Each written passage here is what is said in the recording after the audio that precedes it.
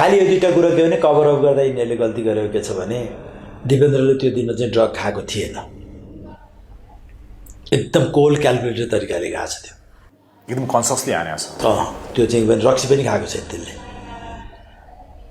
अब त्यो त के भयो भनेदेखि त्यो जाँच्ने तरिका एउटै छ, आरोप इस्टाब्लिस गर्नलाई मात्रै भने हो कि होइन भने मात्रै, त्यो पनि पछि भनेन, सुरुमा भने होइन कालो पदार्थ खाएको भने। म चिकित्सकको नाताले त सबैलाई झुक्क्याएर मैले दिपेन्द्रको ब्लड ड्र गरेर राखिसकेको थिएँ। यदि तपाईँ चाहिँ दिपेन्द्रले औषधि खाएको छैन प्रुफ गर्नु, त्यो ड्रग चाहिँ मैले बेलायत पठाइदिएर 135 पाउन्ड चाहिँ तिरेपछि म सबै चाहिँ ड्रग स्क्रिनिङ गराइदिन्थेँ, मैले एप्रोच गरिसकेको थिएँ। तर त्यो जरुरतै छैन, किनभने उनीहरूले बुझ्यो ड्रग खाएकै छैन त्यसले।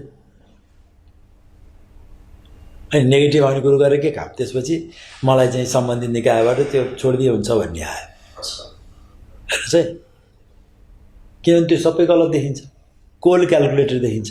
अब चाहिँ सम्मानजनक के भयो भनेदेखि उसले चाहिँ ड्रग खाएर गरेको थियो भनेर चाहिँ भेग छोडिदियो भनेदेखि कमसेकम चाहिँ नसाको उसमा गरे हो भन्ने चाहिँ अलिकति उसले पाउने भयो, मुक्ति पाउने भयो।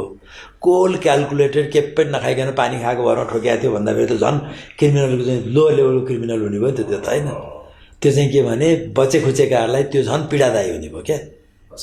कमसेकम अहिले त नसा जाँडमा मातिएर लागु औषधि खाएर बाबामा माऱ्यो एउटा चाहिँ रणबहादुर शाहको सन्तानले भन्ने भयो नि होइन।